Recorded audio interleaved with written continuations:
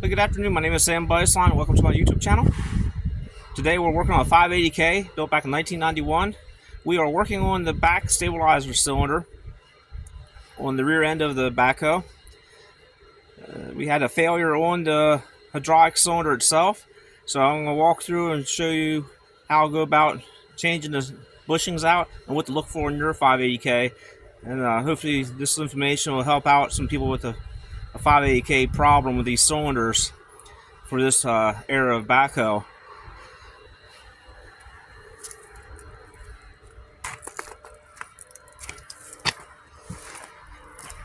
So as you can see, we have a major teardown on the backhoe.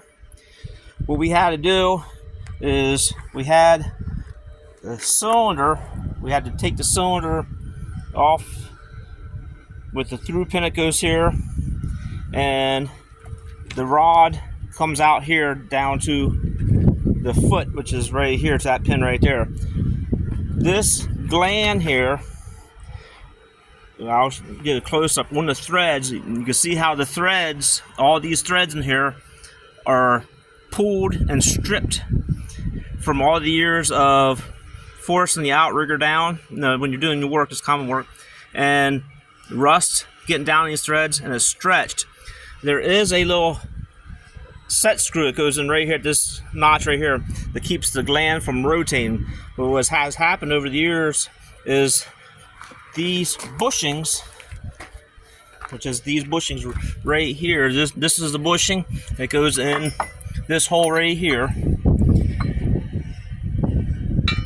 actually wears right here, because down here on the stabilizer leg there's no grease zerk. There's no grease zerk here at all whatsoever.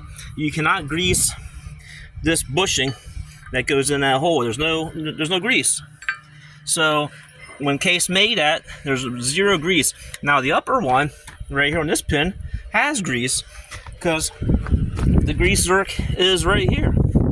So the question is, why didn't Case ever make it where this bottom, either right in this location and or this location, have a grease zerk anywhere, so that this pin is always bone dry? So what has happened is that you got all this slack in here over the years, and you can see it wore down. Now this is exposed to the dirt because it's hollow on the back side of the outrigger stabilizer. So the question is, why did Case ever do that, and did Case ever change that design in the future? And you can see up here from all the years of grease, and this one here, this isn't too bad and not that much slop. So what we sort of figured out is, over the years, that the bushings down here got worn so bad because you can't grease it. This whole arm assembly actually, you know, going down, coming up, going down, coming up, they'll actually stretch these bushings, get the bushings out around, and then with that, the threads over here made the rod come out, you know, under stress. So that's sort of what we determined. So we had to go ahead and purchase an aftermarket cylinder, and we went ahead and got a brand new pin, and we got brand new bushings. So how we cut the old ones out, you just take a cutting torch and heat up and actually just sort of nick the bushing, and then use an old scrap socket and sit on top there, and then just hit it on out until it comes out, and hit it out, and just drive it out. When you drive it, and once it's driven out, then the new bushings that we have are brand new. We have them in the freezer, keeping them in the freezer overnight, so that way they'll freeze. And then first thing tomorrow morning, we'll go ahead and bring the bushings up and just go ahead and install it, and then make sure it's set in there correctly. And then we'll go ahead and put the new bushings in here, and then that bushing will cool down. Well, it's already cooled down, so as it gets to ambient temperature, they'll swell up and get tight. And then we'll go ahead, grease this all back together, and put the new cylinder on. So that is some of the problems with these older backhoes. It's just the way they were built. I don't know if Case changed it in the newer backhoes. Haven't been blessed with a newer backhoe, so yeah, just something that we run across here. Something else too we always have problems with is these older backhoes, is these JCI swivels here. They get real tight on the JCIs, and you gotta put heat on these, very minimal heat, but you gotta put heat on in order to get those hoses off.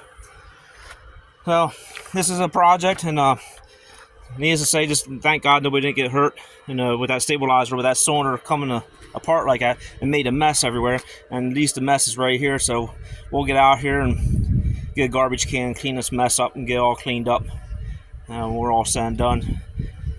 All right, just want to let everybody know this does happen, and this is mechanical, and it's just from wear. But if the design and engineering years ago were able to put a grease zerk, drill this, tap it, and put a grease zerk here, grease zerk down there, and then have the grease work get into that bushing, that I think that would went a long way. Because like I said, this pin up here is doing pretty good.